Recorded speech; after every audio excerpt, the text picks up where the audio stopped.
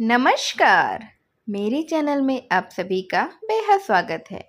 आज मैं आप सबके लिए लेकर आई हूँ उपन्यास सम्राट मुंशी प्रेमचंद जी की बेहद लोकप्रिय उपन्यास सेवा सदन का अगला भाग। पिछले भागों में आपने सुना कि उमानाथ अपने माथे का कलंक मिटाने के लिए मुकदमा दायर करना चाहते हैं और कृष्णचंद उनसे मना करते हैं। वह कहते हैं कि जो बात अभी 2-4 गांव को पता है वह तो फिर पूरे संसार को पता चल जाएगी। लेकिन उमानाथ नहीं मानते हैं। तब कृष्णचंद्र जी कहते हैं, तो तुम यह मुकदमा इसीलिए दायर करते हो जिससे तुम्हारे नाम पर कोई कलंक ही ना रहे। उमानाथ सगर्व कहते हैं, हाँ, अगर आप इसका यही अर्थ लगाते हैं तो यही सही। बारात मेरे द्वार से लौटी है। लोगों को भ्रम हो रहा है कि सुमन मेरी लड़की है। सारे शहर में मेरा ही नाम लिया जा रहा है। मेरा दावा 10,000 का होगा। अगर 5,000 की डिग्री हो गई तो शांता का किसी उत्तम कुल में ठिकाना लग जाएगा। आप जानते हैं, जूठी वस्तु को मिठास के लोभ से ही लोग खाते हैं। जब तक रुपये का लोभ नहीं होगा, शांता का विवाह कैसे होगा? इस प्रकार से मेरे कुल में भी कलंक लग गया। पहले जो लोग मेरे यहाँ संबंध करने में अपनी बड़ाई समझते थे, वे अब बिना लंबी थैली के सीधे मुंह बात नहीं करते हैं। समस्या तो यही है। कृष्णचंद्र ने कहा, अच्छी बात है, मुकदमा दायर कर दो। उमानाथ चले गए तो कृष्णचंद्र ने आकाश की ओर देखकर कहा, प्रभु, अब उठा ले चलो। यह दुर्दशा अब सही नहीं जाती। आज उन्हें अपमान का वास्तविक अनुभव हुआ। उन्हें विदित हुआ कि सुमन को दंड देने से यह कलंक नहीं मिट सकता। जैसे सांप को मारने से उसका विष नहीं उतरता, उसकी हत्या करके उपहास के सिवाय और कुछ नहीं होगा। पुलिस पकड़ेगी, महीनों इधर उधर मारा मारा फिरूंगा और इतनी दुर्गति के बाद फांसी पर चढ़ा दिया जाऊंगा। इससे तो कहीं उत्तम यही है कि मैं ही डूब मरूं। इस दीपक को बुझा दूं जिसके प्रकाश से ऐसे भयंकर दृश्य दिखाई देते हैं। हाय, यह अभागिनी सुमन बेचारी शांता को भी ले डूबी, उसके जीवन का सर्वनाश कर दिया। परमात्मा, अब तुम ही इसके रक्षक हो। इस असहाय बालिका को तुम्हारे सिवा और कोई भी आश्रय नहीं है। केवल मुझे यहाँ से उठा ले चलो कि इन आँखों से उनकी दुर्दशा न देखूं। थोड़ी देर में शांता कृष्णचंद्र को भोजन करने के लिए बुलाने आई। विवाह के दिन से आज तक कृष्णचंद्र ने उसे नहीं देखा था। इस समय उन्होंने उसकी ओर करुण नेत्रों से देखा। धुंधले दीपक के प्रकाश में उन्हें उसके मुख पर एक अलौकिक शोभा दिखाई दी। उसकी आंखें निर्मल आत्मिक ज्योति से चमक रही थी। शोक और मालिन्य का आभास तक नहीं था। जब से उसने सदन को देखा था, उसे अपने हृदय में एक स्वर्गीय विकास का अनुभव होता था। उसे वहाँ निर्मल भावों का एक स्रोत सा बहता हुआ मालूम होता था। उसमें एक अद्भुत आत्मबल का उदय हो गया था। अपनी मामी से वह कभी सीधे मुंह बात भी नहीं करती थी, पर आजकल घंटों बैठी उनके पैर दबाया करती। अपनी बहनों के प्रति अब उसे जरा भी ईर्ष्या भी नहीं होती थी। वह अब हंसती हुए कुएं से पानी खींच लाती थी। चक्की चलाने में उसे एक पवित्र आनंद आता था। उसके जीवन में प्रेम का उद्भव हो गया था। सदन उसे न मिला, पर सदन से कहीं उत्तम वस्तु मिल गई। यह सदन का प्रेम था। कृष्णचंद्र शांता का प्रफुल्ल बदन देखकर विस्मित ही नहीं, भयभीत भी हो गए। उन्हें प्रतीत हुआ कि शोक की विषम वेदना आंसुओं द्वारा प्रकट नहीं हुई है, उसने भीषण उन्माद का रूप धारण किया है। उन्हें ऐसा आभासित हुआ कि वह मुझे अपनी कठोर यातना का अपराधी समझ रही है। उन्होंने उसकी ओर कातर नेत्रों से देखकर कहा, शांता। शांता ने जिज्ञासु भाव से उनकी ओर देखा। कृष्णचंद्र कुंठित स्वर में बोले, आज 4 वर्ष हुए कि मेरे जीवन के नाम भंवर में पड़ी हुई है। इस विपत्ति काल ने मेरा सब कुछ हर लिया, पर अब अपनी संतान की दुर्गति नहीं देखी जाती है। मैं जानता हूँ कि यह सब मेरे ही कुकर्मों का फल है। अगर मैं पहले ही सावधान हो जाता तो आज तुम लोगों की यह दुर्दशा तो नहीं होती। मैं बहुत दिन न जाऊंगा। अगर कभी अभागिन सुमन से तुम्हारी भेंट हो जाए तो कह देना कि मैंने उसे क्षमा किया। उसने जो कुछ किया उसका दोष तो मुझ पर ही है। आज से 2 दिन पहले तक मैं उसकी हत्या करने पर तुला हुआ था, पर ईश्वर ने मुझे इस पाप से बचा लिया। उससे कह देना कि वह अपने अभागे बाप और अपनी अभागिनी माता की आत्मा पर दया करे।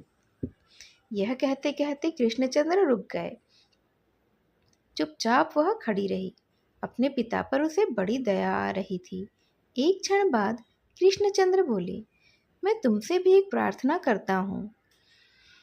शांता ने कहा, कहिए, क्या आज्ञा है?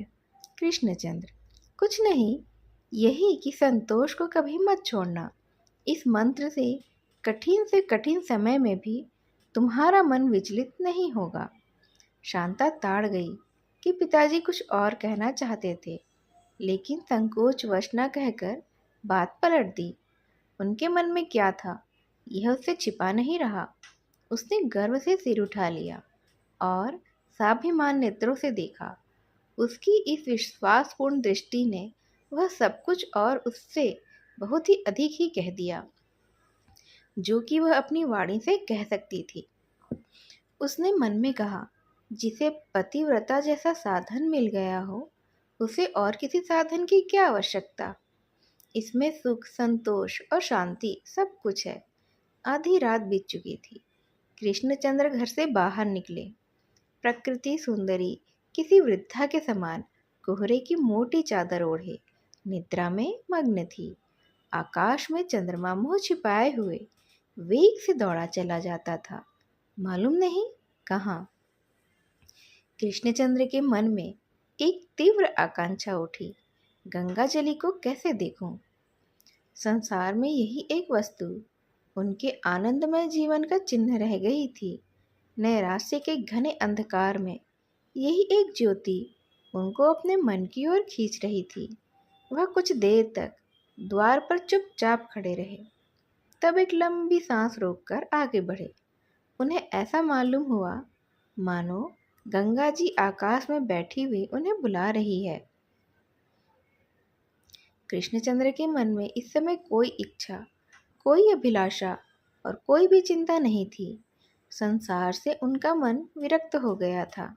वह चाहते थे कि किसी प्रकार जल्दी से गंगा तट पर पहुंच जाऊं और उसके अथाह जल में कूद पड़ूं।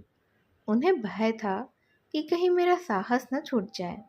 उन्होंने अपने संकल्प को उत्तेजित करने के लिए दौड़ना शुरू किया, लेकिन थोड़ी दूर ही चलकर वह फिर से ठिठक गए और सोचने लगे, पानी में कूद पड़ना ऐसा क्या कठिन है जहाँ भूमि से पांव उखड़े कि काम तमाम हुआ।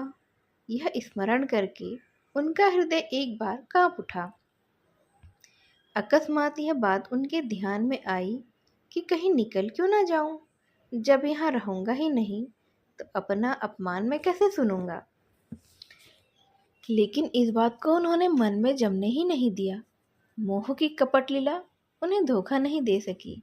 यद्यपि वह धार्मिक प्रकृति के मनुष्य तो नहीं थे और अदृश्य के एक अव्यक्त भय से उनका हृदय कांप रहा था, पर अपने संकल्प को दृढ़ रखने के लिए वह अपने मन को यह विश्वास दिला रहे थे कि परमात्मा बड़ा दयालु और करुणाशील है। आत्मा अपने को भूल गई थी। वह उस बालक के समान थी जो अपने किसी सखा के खिलौने तोड़ डालने के बाद अपने ही घर में जाने से डरता है। कृष्णचंद इसी प्रकार से आगे बढ़ते हुए कोई 4 मील चल गए। ज्यों ज्यों गंगा तट निकट आते जाता था, त्यों त्यों उनके हृदय की गति बढ़ती जाती थी।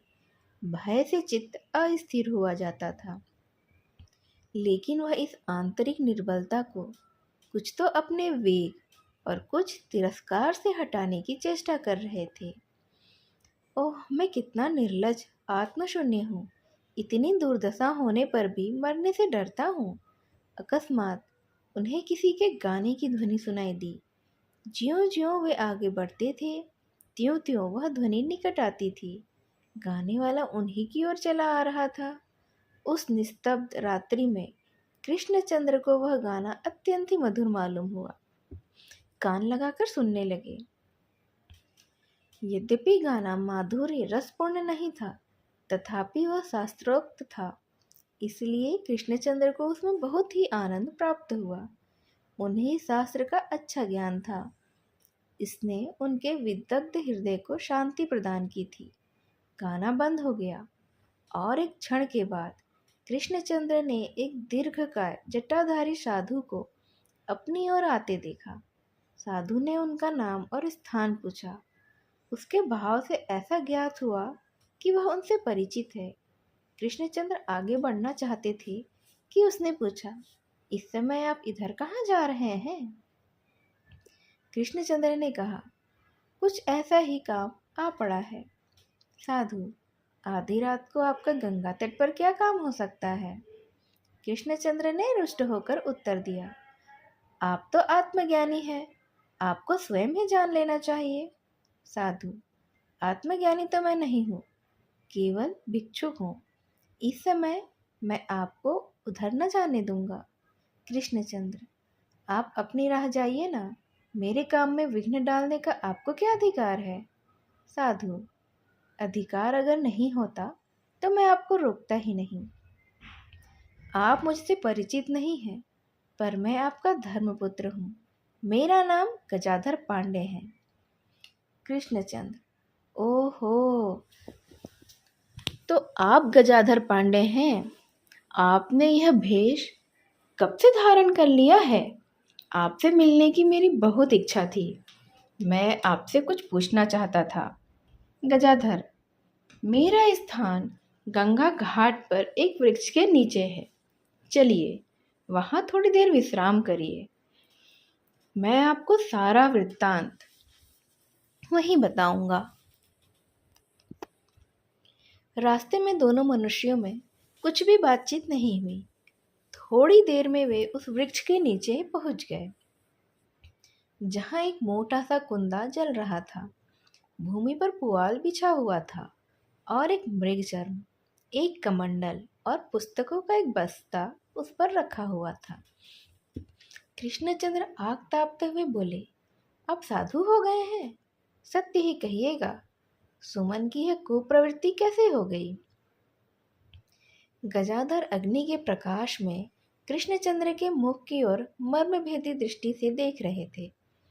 उन्हें उनके मुख पर उनके हृदय के समस्त भाव अंकित दिखाई पड़ रहे थे। वह अब गजाधर नहीं थे। सत्संग और विरक्ति ने उनके ज्ञान को विकसित कर दिया था। वह उस घटना पर जितना ही विचार करते, उतना ही उन्हें पश्चाताप होता था। इस प्रकार अनुतप्त होकर उनका हृदय सुमन की ओर से बहुत उदार हो गया था।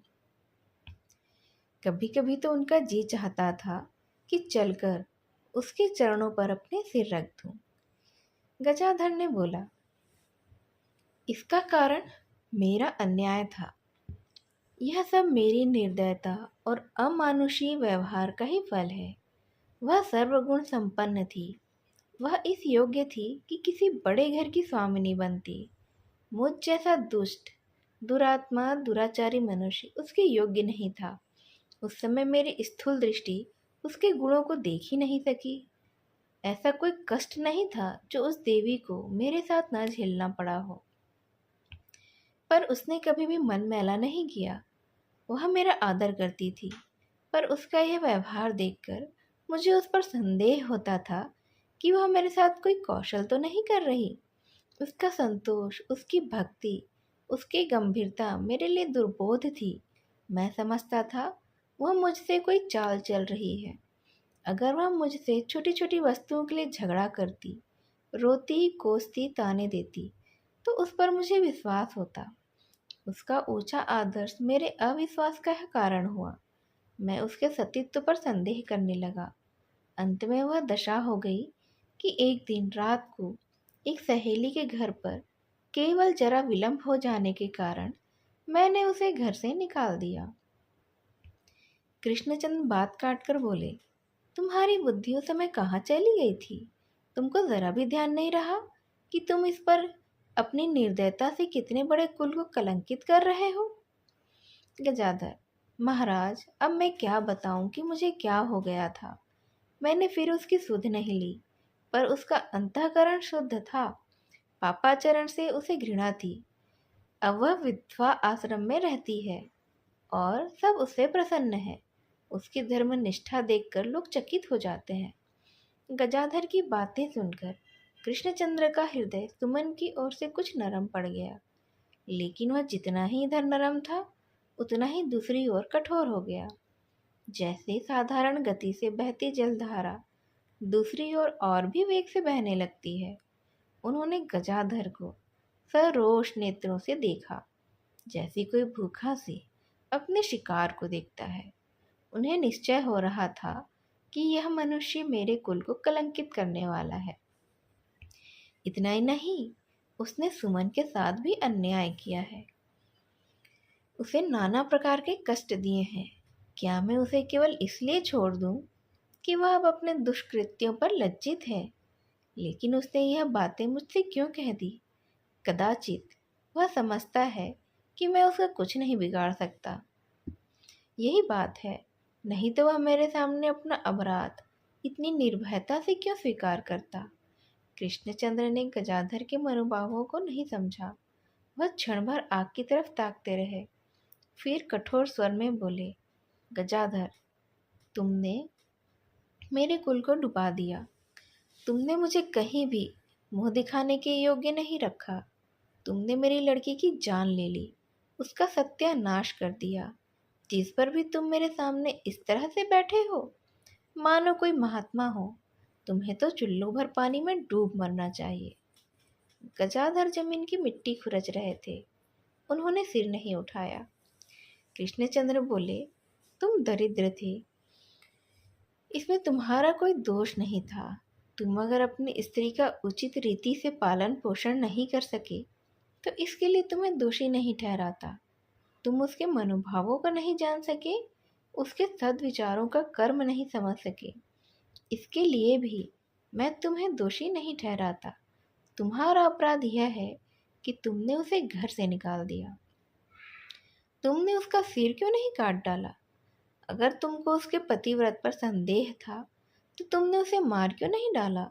और यदि इतना साहस नहीं था तो स्वयं क्यों नहीं प्राण त्याग दिए? विष क्यों नहीं खा लिया? अगर तुमने उसके जीवन का अंत कर दिया होता तो उसकी यह दुर्दशा नहीं हुई होती। मेरे कुल में यह कलंक नहीं लगता। तुम भी कहोगे कि मैं पुरुष हूँ। तुम्हारी इस कायरता पर, इस निर्लज्जता पर तो धिक्कार है। जो पुरुष इतना नीच है कि अपनी स्त्री को दूसरों से प्रेम करते देखकर उसका रुधिर खौल नहीं उठता, वह तो पशुओं से भी गया बीता है। गजाधर को अब मालूम हुआ कि सुमन को घर से निकालने की बात कहकर वह मानो ब्रह्म फांस में फंस गए हैं।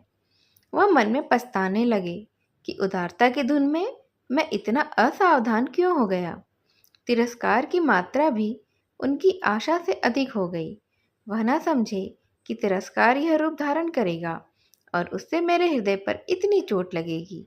अनुतप्त हृदय वह तिरस्कार चाहता है जिसमें सहानुभूति और सहृदयता हो, वह नहीं जो अपमान सूचक और क्रूरतापूर्ण हो।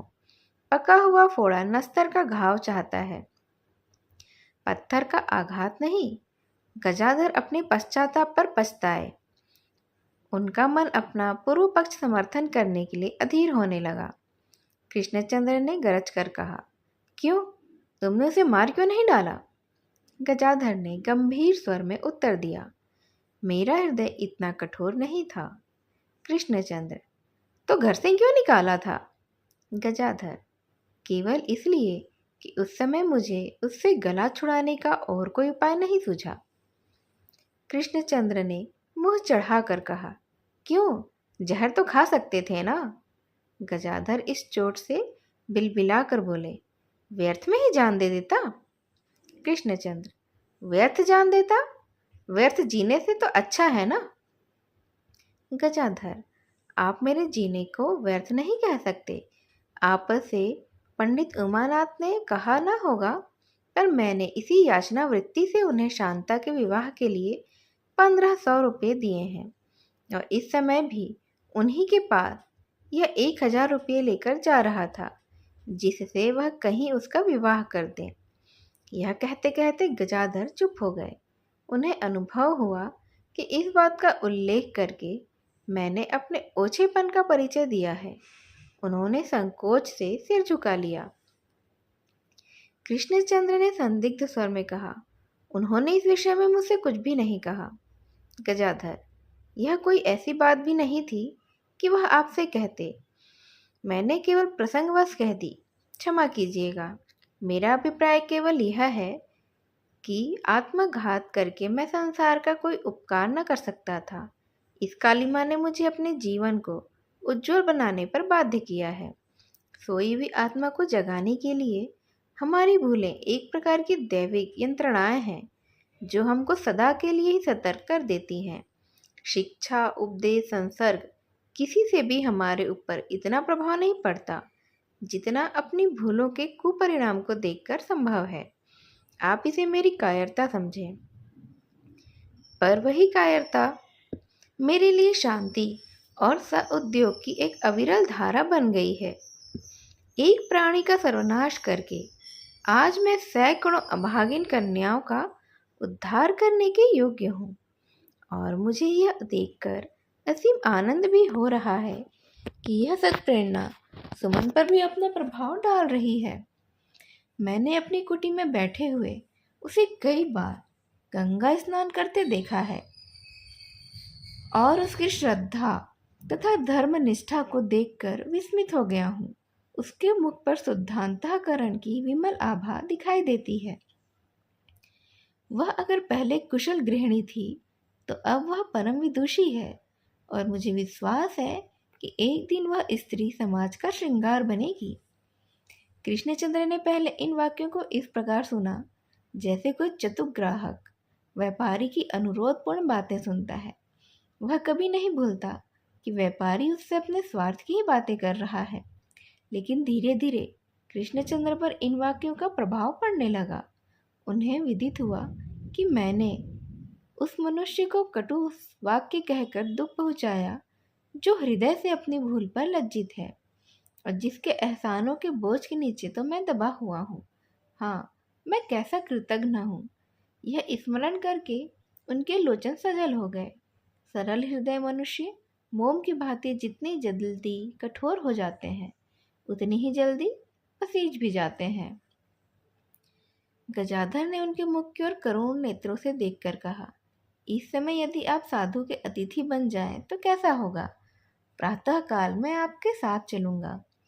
इस कंबल में आपको जाड़ा भी नहीं लगेगा। कृष्णचंद्र ने नम्रता से कहा, कंबल की आवश्यकता नहीं है, ऐसे ही लेटा रहूंगा। अब साधु के अतिथि बन जाए तो कैसा हो? यह वाक्य उनको समझ नहीं आ रहा था। कृष्णचंद्र ने नम्रता से कहा, और वह सोने चले गए।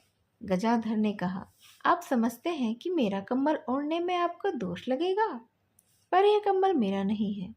मैंने इसे अतिथि सत्कार के लिए ही रख छोड़ा है।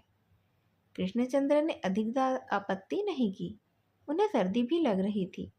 कंबल ओढ़कर लेट और गए, और तुरंत ही निद्रा में मग्न भी हो गए। पर वह शांतिदायिनी निद्रा नहीं थी, उनकी वेदनाओं का दिग्दर्शन मात्र थी। उन्होंने स्वप्न देखा कि मैं जेल खाने में मृत्युशैया पर पड़ा हुआ हूँ, और जेल का दरोगा मेरी ओर घृणित भाव से देखकर कह रहा है कि तुम्हारी रिहाई अभी नहीं होगी। इतने में गंगा जली और उनके पिता दोनों चारपाई के पास खड़े हो गए। उनके मुंह विकृत थे और उन पर कालिमा लगी हुई थी। गंगाजली ने रोकर कहा, तुम्हारे कारण ही हमारी यह दुर्दशा हो रही है। पिता ने क्रोध युक्त नेत्रों से देखते हुए कहा, क्या हमारी ही तेरे जीवन का फल होगी? इसीलिए हमने तुमको जन्म दिया था। अब वह कालिमा कभी हमारे मुख से ना छूटेगी। हम अनंत काल तक यह यंत्रणा भुगते रहेंगे। तुम्हें केवल 4 दिन जीवित रहने के लिए हमें यह कष्ट भोग दिया है, पर हम इसी दम तेरा प्राण हरण करेंगे। यह कहते हुए वह कुल्हाड़ा लिए उन पर झपट पड़े। कृष्णचंद्र की तो आंखें खुल गई, उनकी छाती धड़क रही थी। सोते वक्त वो भूल गए थे कि मैं क्या करने घर से चला था। इस स्वप्न ने उसका स्मरण करा दिया। उन्होंने अपने को धिक्कारा, मैं कैसा कर्तव्यहीन हूँ। उन्हें निश्चित हो गया कि यह स्वप्न नहीं, आकाशवाणी है। गजाधर के कथन का असर धीरे धीरे उनके हृदय से मिटने लगा था। सुमन अब चाहे सती हो जाए, साध्वी हो जाए, इससे वह कालिमा तो नहीं मिट जाएगी जो उसने हमारे मुख में लगा दी है। यह महात्मा कहते हैं पाप में सुधार की बड़ी शक्ति है। मुझे तो वह कहीं दिखाई नहीं देती। मैंने भी तो पाप किए हैं, पर कभी इस शक्ति का अनुभव ही नहीं किया। कुछ नहीं, यह सब इनके शब्द जाल हैं। इन्होंने अपनी कायरता को शब्दों के आडंबर में छिपा लिया है। यह मिथ्या है। पाप से पाप ही उत्पन्न होगा। अगर पाप से पुण्य होता तो आज संसार में कोई भी पापी नहीं रह जाता। यह सोचते हुए वह उठ बैठे। गजाधर भी आग के पास पड़े हुए थे। कृष्णचंद्र चुपके से उठे और गंगा तट की ओर चले। उन्होंने निश्चय ही कर लिया कि अब इन देवताओं का अंत ही करके छोड़ूंगा। चंद्रमा अस्त हो चुका था। कोहरा और भी सघन हो गया था। अंधकार ने वृक्ष, पहाड़ और आकाश में कोई अंतर नहीं छोड़ा था।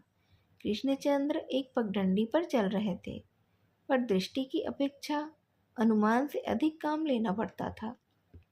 पत्थरों के टुकड़े और झाड़ियों से बचने में वह ऐसे लीन हो रहे थे कि अपनी अवस्था का भी उन्हें ध्यान नहीं था।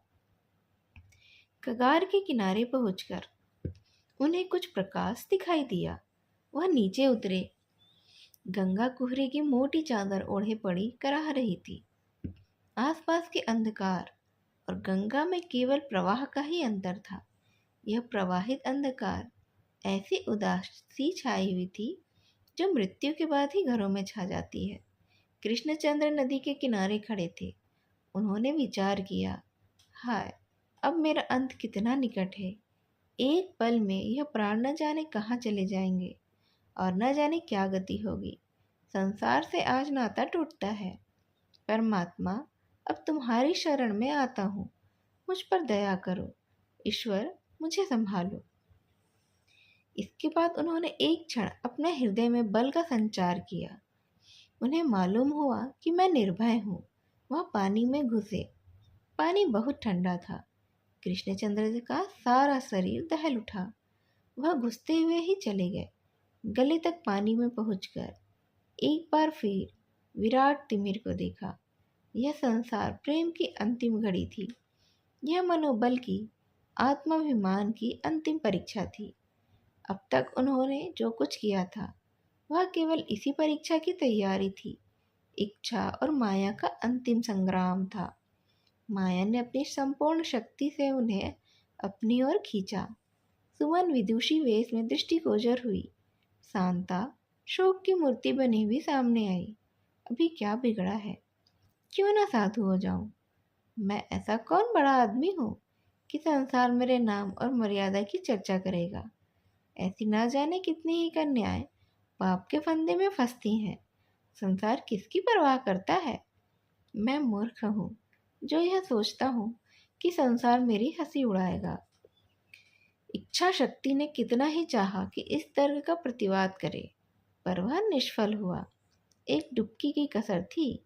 जीवन और मृत्यु में केवल एक पग का अंतर था। पीछे का एक पग कितना सुलभ था, कितना सरल। आगे का एक पग कितना कठिन था, कितना भयंकर। कृष्णचंद्र ने पीछे लौटने के कदम उठाया। माया ने अपनी विलक्षण शक्ति का चमत्कार दिखा दिया। वास्तव में वह संसार प्रेम नहीं था, अदृश्य का भय था। उस समय कृष्णचंद्र को अनुभव हुआ कि अब मैं पीछे नहीं फिर सकता। वह धीरे धीरे आप ही आप खिसकते जाते थे। उन्होंने जोर से चित्कार किया। अपने शीत शिथिल पैरों को पीछे हटाने की प्रबल चेष्टा की, लेकिन कर्म की गति की वह आगे ही आगे खिसके। अकस्मात उनके कानों में गजाधर के पुकारने की आवाज आई। कृष्णचंद्र ने चिल्लाकर उत्तर दिया, पर मुंह से पूरी बात भी न निकलने पाई थी कि हवा से बुझकर अंधकार में लीन हो जाने वाले दीपक के सदृश ही लहरों में मग्न हो गए। शोक, लज्जा और चिंता तप्त हृदय का ताल शीतल जल में शांत हो गया। गजाधर ने केवल यह शब्द सुने, मैं यहाँ डूबा जाता हूँ, और फिर लहरों की पैशाचिक क्रीड़ा ध्वनि के सिवा और कुछ भी सुनाई नहीं दिया। शोकाकुल गजाधर देर तक तट पर खड़े रहे। वह शब्द चारों ओर से उन्हें सुनाई देते थे। पास की पहाड़ियां और सामने की लहरें, चारों ओर छाया हुआ दुर्भेद अंधकार इन्हीं शब्दों से प्रतिध्वनित हो रहा था। प्रातःकाल यह शोक समाचार अमोला में फैल गया। इन्हीं गिने सज्जनों को छोड़कर कोई भी उमानाथ के दुख पर संवेदना प्रकट करने नहीं आया। स्वाभाविक मृत्यु हुई होती तो संभवतः उनके शत्रु भी आकर चार आंसू बहा जाते, पर आत्मघात एक भयंकर समस्या है। यहाँ पुलिस का अधिकार है। इस अवसर पर मित्रदल ने भी शत्रुवत व्यवहार किया। उमानाथ ने गजाधर जिस समय यह समाचार कहा, उस समय वह कुएं पर नहा रहे थे। उन्हें लेश मात्र भी दुख और कौतूहल नहीं हुआ। इसके प्रतिकूल उन्हें कृष्णचंद्र पर क्रोध आया। पुलिस के हथकंडों की शंका ने शोक को भी दबा दिया। उन्हें स्नान ध्यान में उस दिन बड़ा विलंब हुआ। संदिग्ध चित्त को अपनी परिस्थिति के विचार से अवकाश ही नहीं मिलता। वह समय ज्ञान रहित हो जाता है। जानवी ने तो बड़ा हाहाकार मचाया। उसे रोते देखकर उसकी दोनों बेटियां भी रोने लगी। पास पड़ोस की महिलाएं समझाने के लिए आ गईं। उन्हें पुलिस का भय नहीं था, पर आर्तनाद शीघ्र ही समाप्त हो गया। कृष्णचंद्र के गुण दोष की विवेचना होने लगी।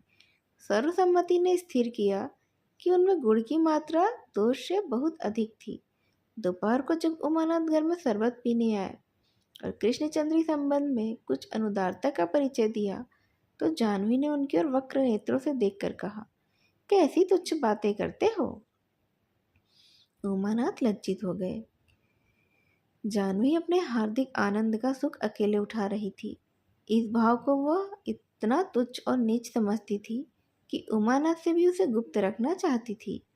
सच्चा शोक शांता के सिवा और किसी को न हुआ। यद्यपि अपने पिता को वह सामर्थ्यहीन समझती थी, तथापि संसार में उसके जीवन का एक आधार तो मौजूद था।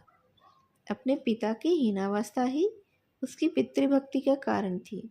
अब वह सर्वथा निराधार हो गई, लेकिन नैराश्य ने उसके जीवन को उद्देश्यहीन नहीं होने दिया। उसका हृदय और भी कोमल हो गया।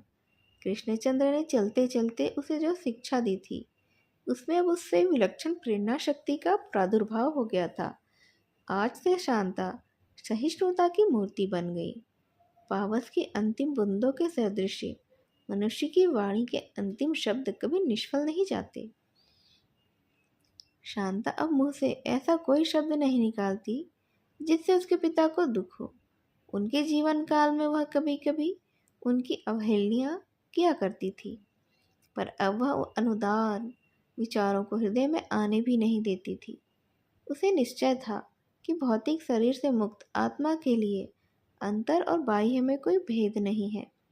यद्यपि अब वह जानवी को संतुष्ट रखने के निमित्त कोई बात उठा न रखती थी, तथापि जानवी उसे दिन में 2-4 बार अवश्य ही उल्टी सीधी सुना देती। शांता को क्रोध आता, पर वह विष का घूंट पीकर ही रह जाती। एकांत में भी नहीं रोती। उसे भय था कि पिताजी की आत्मा मेरे रोने से दुखी हो जाएगी। होली के दिन उमानाथ अपनी दोनों लड़कियों के लिए उत्तम साड़ियाँ लाए। जानवी ने भी रेशमी साड़ी निकाली, पर शांता को अपनी पुरानी धोती ही पहननी पड़ी। उसका हृदय दुख से विदीर्ण हो गया, पर उसका मुख जरा भी मलिन नहीं हुआ। दोनों बहनें मुंह फुलाए बैठी थीं कि साड़ियों में गोट नहीं लगवाई गई, और शांता प्रसन्न बदन घर का काम काज कर रही थी। यहाँ तक कि जानवी को भी उस पर दया आ गई। उसने अपनी एक पुरानी लेकिन रेशमी साड़ी निकालकर शांता को दे दी। शांता ने जरा भी मना नहीं किया। उसे पहनकर पकवान बनाने में मग्न हो गई। एक दिन शांता उमानाथ की धोती छाटना भूल गई। दूसरे दिन प्रातःकाल उमानाथ नहाने चले तो धोती गीली पड़ी थी। वह तो कुछ नहीं बोले, पर जाह्नवी ने इतना कोसा कि वह रो पड़ी। रोती थी और धोती छाटती थी। उमानाथ को यह देखकर दुख हुआ। उन्होंने मन में सोचा, हम केवल पेट की रोटियों के लिए ही इस अनाथ को इतना कष्ट दे रहे हैं। ईश्वर के यहाँ क्या जवाब देंगे। जाह्नवी को तो उन्होंने कुछ नहीं कहा, पर निश्चय किया कि शीघ्र ही इस अत्याचार का अंत तो करना चाहिए। मृतक संस्कारों से निवृत्त होकर उमानाथ आजकल मदन सिंह पर मुकदमा दायर करने की कार्यवाही में ही मग्न थे। वकीलों ने उन्हें विश्वास दिला दिया था कि तुम्हारी अवश्य ही विजय होगी। 5,000 रुपये मिल जाने से मेरा कितना कल्याण होगा। यह कामना उमानाथ को आनंदोन्मत्त कर देती थी। इस कल्पना ने उनकी शुभाकांक्षाओं को जागृत कर दिया था। नया घर बनाने के मंसूबे भी होने लगे थे।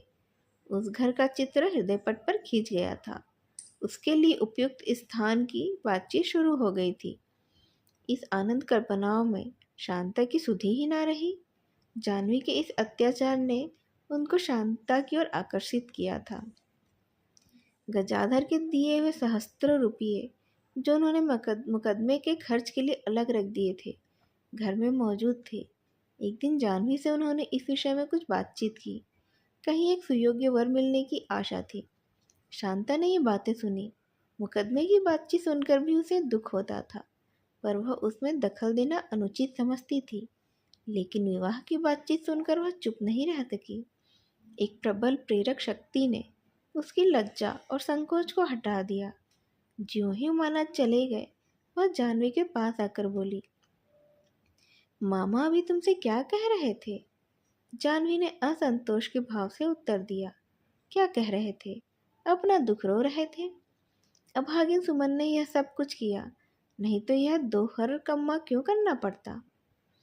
अपना उतना उत्तम कुल ही मिलता है, न वैसा सुंदर वर। थोड़ी दूर पर एक गांव है, वहीं वह वर देखने गए थे। शांता ने भूमि की ओर ताकते हुए उत्तर दिया, क्या मैं तुम्हें इतना कष्ट देती हूँ कि मुझे फेंकने की पड़ी हुई है? तुम मामा से कह दो कि मेरे लिए कष्ट ना उठाए। जाह्नवी कहती है, तुम उनकी प्यारी भांजी हो, उनसे तुम्हारा दुख नहीं देखा जाता। मैंने भी तो यही कहा था कि अभी रहने दो। जब मुकदमे का रुपया हाथ आ जाए तो निश्चिंत होकर करना, पर वह मेरी बात ही माने तब तो। शांता, मुझे वहीं क्यों नहीं पहुंचा देते? जाह्नवी ने विस्मित होकर पूछा। कहाँ? शांता ने सरल भाव से उत्तर दिया, चाहे चुनार चाहे काशी। जाह्नवी, कैसी बच्चों की सी बातें करती हो। अगर ऐसा ही होता तो रोना काहे का था? उन्हें तुम्हें घर में रखना होता तो यह उपद्रव ही क्यों मचाते? शांता, बहू बनाकर ना रखे, लौंडी बनाकर तो रखेंगे ना। जाह्नवी ने निर्दयता से कहा, तो चली जाओ। तुम्हारे मामा से कभी नहीं होगा कि तुम्हें सिर चढ़ाकर ले जाएं और वहां अपना अपमान करा के फिर से तुम्हें ले आए। वह तो उन लोगों का मुंह कुचलकर उनसे रुपये ही भरवाएंगे। शांता ने कहा, मामी, वे लोग चाहे कैसे ही अभिमानी हो, लेकिन मैं उनके द्वार पर जाकर खड़ी हो जाऊंगी तो उन्हें मुझ पर दया आ ही जाएगी। मुझे विश्वास है कि वह मुझे अपने द्वार पर से नहीं हटाएंगे। अपना बैरी भी द्वार पर आ जाए तो उसे भगाते संकोच होता है। मैं तो फिर भी। जाह्नवी अधीर हो गई। यह निर्लजता उसे सही नहीं गई। बात काट कर बोली, चुप भी रहो। लाज है तो जैसे तुम्हें छू ही नहीं गई। मान न मान, मैं तेरा मेहमान। जो अपनी बात न पूछे वह चाहे धन्ना सेठ ही क्यों ना हो, उसकी ओर आंख उठाकर भी नहीं देखना चाहिए। अपनी तो यही टेक है। अब तो वही लोग यहाँ आकर नक घिसनी भी करें तो भी तुम्हारे मामा दूर से ही भगा देंगे। शांता चुप हो गई। संसार चाहे जो कुछ समझता हो, वह अपने को विवाहिता ही समझती थी। विवाहिता कन्या का दूसरे घर में विवाह हो, यह उसे अत्यंत ही लज्जाजनक असह्य प्रतीत होता था। बारात आने के 1 मास पहले से वह सदन के रूप गुण की प्रशंसा सुन सुनकर उसके हाथों बिक चुकी थी। उसने अपने द्वार पर द्वारचार के समय सदन को अपने पुरुष की भांति देखा है। इस प्रकार नहीं मानो वह कोई अपरिचित मनुष्य है। अब किसी दूसरे पुरुष की कल्पना उसके सतीत्व पर कुठार के समान लगती थी।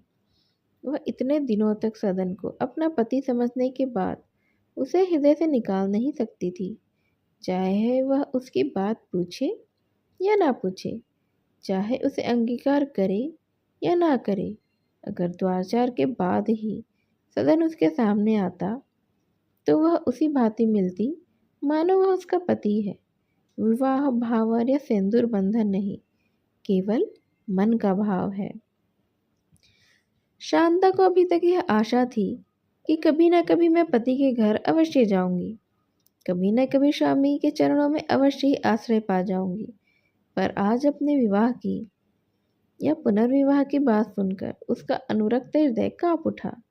उसने निसंकोच होकर जानवी से विनय की कि मुझे पति के घर ही भेज दो। यहीं तक उसका सामर्थ्य था, इसके सिवा और वह क्या कर सकती थी। पर जानवी की निर्दयतापूर्ण उपेक्षा देखकर उसका सारा हृदय धैर्य के से जाता रहा। मन की चंचलता बढ़ने लगी। रात को जब सब सो गए तो उसने पद्म सिंह को एक विनय पत्र लिखना शुरू किया। यह उसका अंतिम साधन था। इसके निष्फल होने पर उसने कर्तव्य का निश्चय कर लिया था। पत्र शीघ्र ही समाप्त हो गया। उसने पहले ही से कल्पना में उसकी रचना कर ली थी, केवल लिखना बाकी था। पूज्य धर्मपिता के चरण कमलों में सेविका शांता का प्रणाम। स्वीकार हो। मैं बहुत दुखी हूँ। मुझ पर दया करके अपने चरणों को मेरे लिए आश्रय प्रदान करें। पिताजी गंगा में डूब गए। यहाँ आप लोगों पर मुकदमा चलाने का प्रस्ताव हो रहा है। मेरे पुनर्विवाह की बातचीत हो रही है। शीघ्र कीजिए। 1 सप्ताह तक आपकी राह देखूंगी। उसके बाद फिर आप इस अबला को पुकार नहीं सुन पाएंगे। इतने में जानवी की आंखें खुली। मच्छरों ने सारे शरीर में कांटे चुभो दिए थे। खुजलाते हुए बोली, शांता, यह क्या कर रही हो? शांता ने निर्भय होकर कहा, पत्र लिख रही हूँ। किसको? अपने ससुर को। चुल्लू भर पानी में डूब नहीं मरती? 7वें दिन मरूंगी। जानवी ने कुछ उत्तर नहीं दिया, फिर सो गई।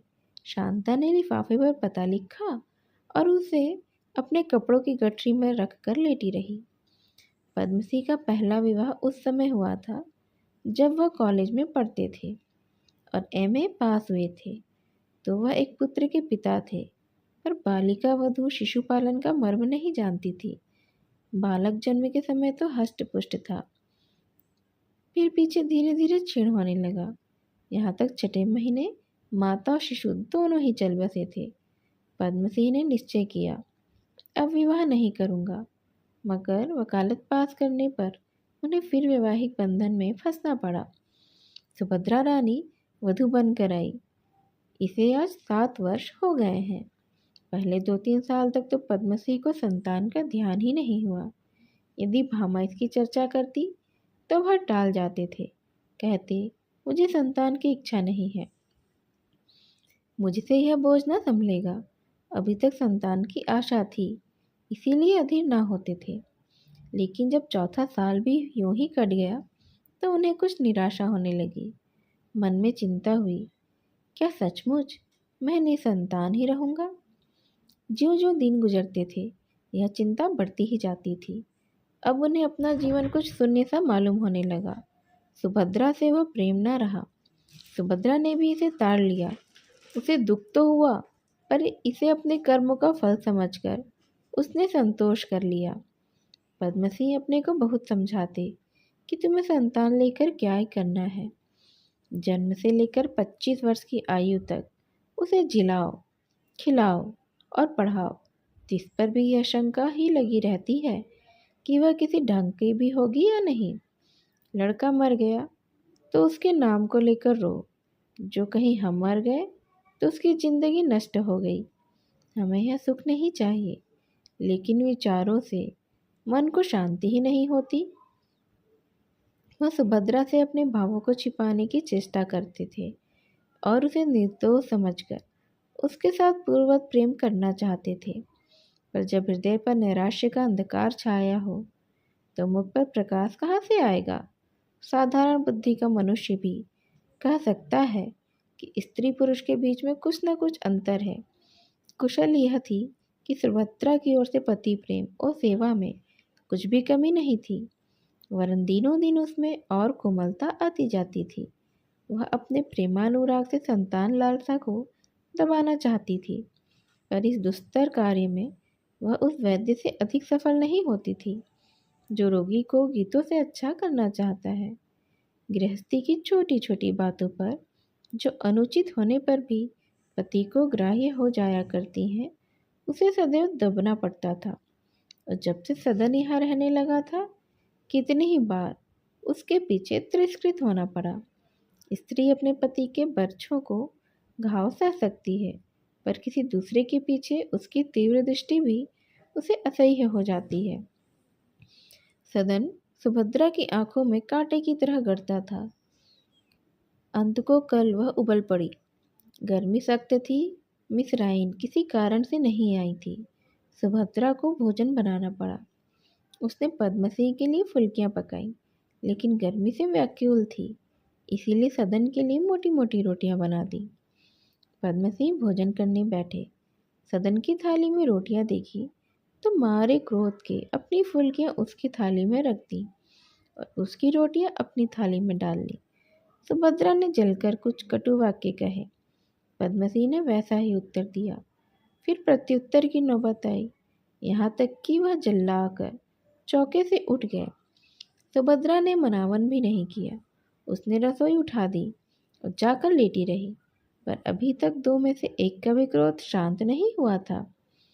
मिसराइन ने आज खाना बनाया, पर न पद्मसिंह ने खाया न सुभद्रा ने। सदन बारी बारी से दोनों की खुशामद कर रहा था, पर एक तरफ से यह उत्तर पाता अभी भूख नहीं है, और दूसरी तरफ से जवाब मिलता खा लूँगी। यह थोड़े ही छूटेगा। यही छूट जाता तो काहे किसी की धौंस सहनी पड़ती। आश्चर्य था कि सदन ने सुभद्रा की हंस-हंस बातें करती थी, और वही इस कलह का मूल कारण था। मृगा खूब जानता है कि टट्टी की आड़ से आने वाला तीर वास्तव में शिकारी की मांस तृष्णा या मृग्या प्रेम ही है। आज की कहानी बस यहीं तक। आगे क्या होता है? क्या पद्मसिंह शांता के पत्र का उत्तर देते हैं या फिर शांता को भी जलमग्न होना पड़ता है? यह हम सुनेंगे इस कहानी के अगले भाग में। मेरे इस चैनल को आगे का भाग सुनने के लिए लाइक और सब्सक्राइब कर दीजिए। इस कहानी को यहाँ तक ध्यान से सुनने के लिए आप सभी का धन्यवाद। नमस्कार।